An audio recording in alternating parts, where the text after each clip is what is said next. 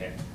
So now what we're looking at, there's a relative stenosis. It's pretty tricky to see, but when the body has a stenosis, it's always thought, or has been thought until fairly recently by most of us, that the body just developed collateral veins. It developed other bypass routes. Although now I think we're starting to understand that those bypass routes are modestly effective, but they're not completely effective. And so the consequence is, if you have relative blockage of the veins, the premise is that you get back pressure of blood, okay? Because veins are, of course, running downhill to the heart. They run downhill better when you're standing than when you're standing on your head. The same way as when you spend 6-8 hours in an airplane, your feet swell up because the veins aren't being pumped up properly because you're not walking, you're not using that muscle, so-called venous pump. Well, and when that back pressure is created, the premise is that it creates back pressure of blood up to the so-called blood-brain barrier, and there's some movement of red cells across that region. And if you put red cells across the blood-brain barrier, they end up in the brain, and they break down, and they deposit iron. Many of you may or may not know that if you get bleeding into a joint, like a knee, or an elbow, or a shoulder, it's very injury-provoking to that joint. Because iron sets up huge oxidation or free radical production and secondary inflammation, redness, swelling, heat, and pain. So that's the same thing that could be happening to start some of the trigger off to injury to the brain. And this iron that we're talking about is now even starting to be suggested for other neurologic issues other than MS. It may play a role in things like Parkinson's and Alzheimer's. So we talk about here with healthy veins, and you can see how the valve is working. So the blood flows, and then the valve comes back, and it doesn't go the other way. But eventually, if the vein becomes distended or has a problem within it, then there's leakage of the veins. And any of you who've watched your own leg, or your parents, or somebody that's had varicose veins, that's exactly what's happening. And often we so-called take those veins out and hope other ones develop, but it doesn't always work that way, and we don't have that choice up in the neck as much.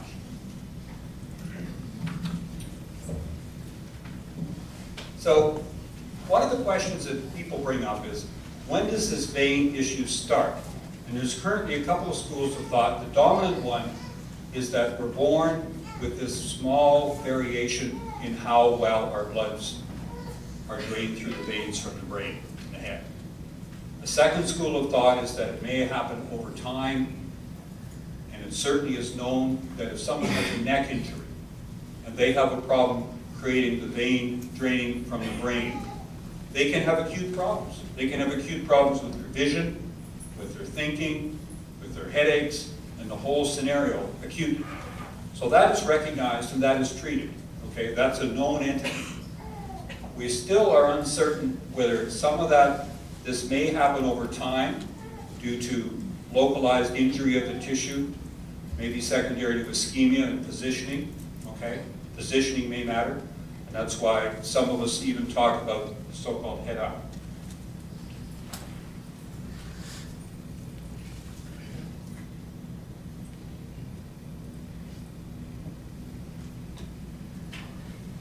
Okay, I think we'll skip on past this one. And let's move on by this one too, to keep together. This is it's a diagram, and it's a little confusing for what it does. But effectively, as you move down to this corner, to this quadrant, to this side, you're seeing more and more iron. The blue line represents the normal population due to a lot of data points relative to how much iron is in the brain. This is measured with a specialized type of MRI, okay? This is actually mine. I had my brain assessed in my ultrasound done in Buffalo New York about 2 months ago. And so the blue line is MS, sorry, the blue line is normal, right near the speaker. And the red line represents MS. The folks with MS have more iron in general than the regular population. And then the bottom line, of course, is age in years. I'm giving myself away, I'm 57, because I'm the large green square. So I have a lot of excess iron, even above the average MS patient. And so does my sister, who went to the same place 2 weeks ago with her MS. So this is a picture, again, showing an iron map. And if you see yellow, it's very high in iron. And if you see dark colors, it's very low in iron. So it's a pictogram, again, of the MRI of the brain, showing that there's a lot of excess iron. And then they give you a printout, and this is, I'm going to summarize it for you, but Dr. Zamboni has described 5 criteria relative to ultrasound, because that's one of his favorite ways, I think his favorite way of assessing the vein function.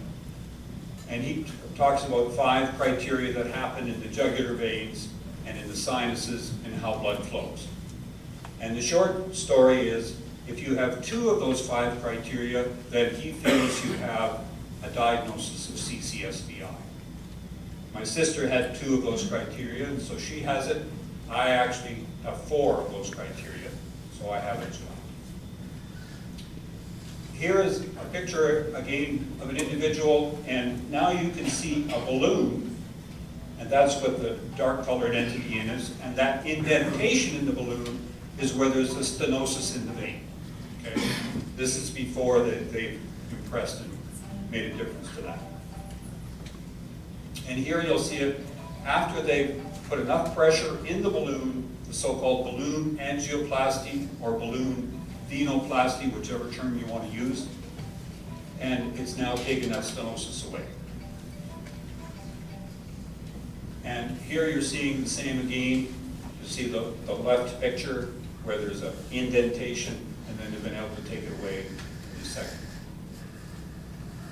Okay, so stenosis, of course, is where there's, what do we do when there's a condition where there's our so-called restenosis? That means the vein becomes occluded again. As you can imagine, when you just stand and open a vein, you're making small tears in the wall of the vein. The body will have a normal response to try to heal those small tears. And sometimes it will lay down scar tissue with the time, okay? So you may well restenose. So that's why, yeah. Okay, I knew that was coming.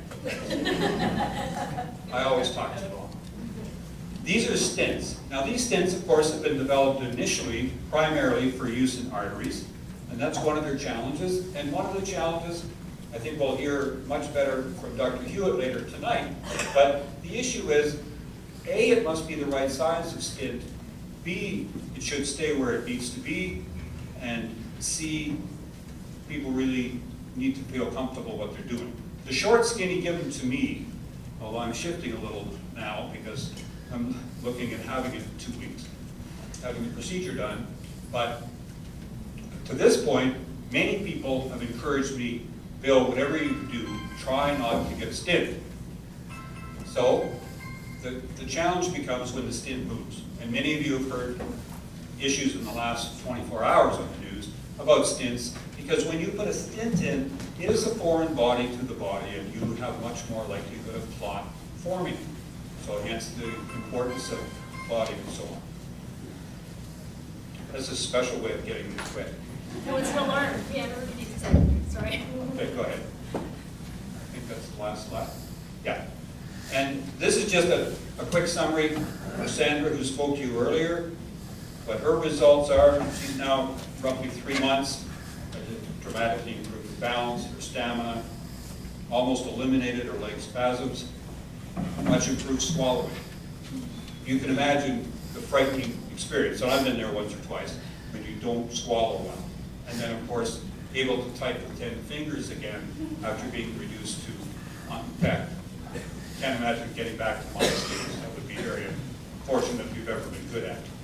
So I think now we're going to go on to the other people, but I want you to think of it, you know, this is not an absolute panacea.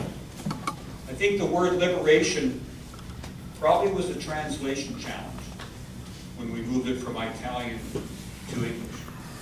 And I'm not sure he meant it quite the way that it sounded. I want you to look at this as an important piece of the puzzle. Maybe it's 20%, maybe in some of us it's 50%. But as we already know, it's not 100% in everybody. So we need to carry on with the other parts of the journey. And so that's what they're here. They originally don't show up, but other items like vitamin D, omega-3, probiotics, gluten sensitivity, and so on. Okay? Thanks very much, folks.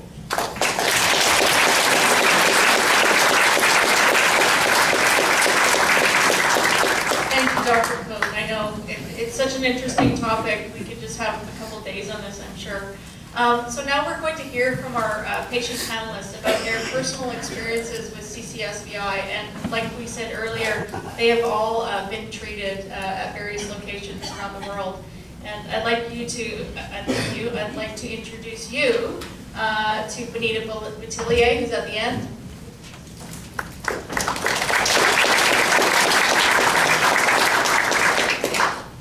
Hope, optimism, and a better quality of life. That's what I was looking for at the end of March this year when I was diagnosed with MS. Like many of us in the room, we have the symptoms for years and years, but don't know it until we literally go and get the treatment from the call from the doctor to say that's what you have and all the tests that we have to go through. My decision to take an alternative route to MS is still a very difficult one. I had barely taken Advil, and I thought that researching CCSVI for me was my choice, and it was very important for me to realize that it was a decision that I was making for myself. And I chose not to go on any medication and to research CCSVI more. I decided to go to, before I went through Cabo, I did lots of research on different areas in the country and abroad, and decided to go to Cabo to get treated. When I got to Cabo, I didn't have that miracle treatment that people describe as being the warmth in their hands and their feet, and I was waiting for it, but it didn't come. Instead, I've got 3 months of alternative symptoms, or a better relief from the symptoms that I had previously. And just to back up a little bit, I'll tell you about the symptoms that I had. My balance was quite bad. I could barely turn around and keep the door open for somebody that was walking through behind me. My left leg was very bad. Foot drop was the major thing, and I could barely walk around the block.